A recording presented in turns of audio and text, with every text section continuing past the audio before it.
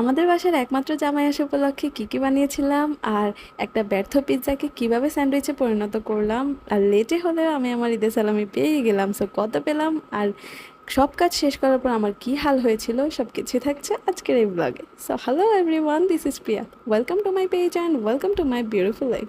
তো চলুন ভিডিওটা শুরু করা যাক। যেহেতু অনেকগুলো আইটেম করেছিলাম তো সবগুলো তো ডিটেলে বলা পসিবল না, আমি যতটুকু ক্লিপ নিতে পেরেছি ততটুকু শেয়ার করব। তারপর চকলেট কেকের বেস বানানোর জন্য আমি চুলায় বেক করতে দিয়ে দিলাম, অ্যান্ড মোমো আর চিকেন ফিঙ্গার্স বানানোর জন্য আমি চিকেনটা ম্যারিনেট করে রাখলাম। শুধু রসুনটা চিকেন ফিঙ্গার্সে যাবে না, মোমোতে যাবে, ব্যাস এটাই পার্থক্য। আর আমি চিকেন ফিঙ্গার্সটা বানাবো আজকে চিজ দিয়ে। মাঝখানে আমি চিজটাকে একটু কিউব করে কেটে দিয়ে দিব, তাহলে কি হয় ওটা কাটার পরে চিজ যখন ব্লাস্ট হয়ে খেতে অনেক ভালো লাগে। তারপর কেকটাকে ক্রাম কোটিং করে রেখে দিব। তো তার ফাঁকে একটা কথা বলে রাখি, আমার ভিডিওটা যদি আপনাদের কাছে ভালো লাগে প্লিজ আমার পেজটা ফলো করে দিবেন আর একটা লাইক দিয়ে পাশে থাকবেন। আর যারা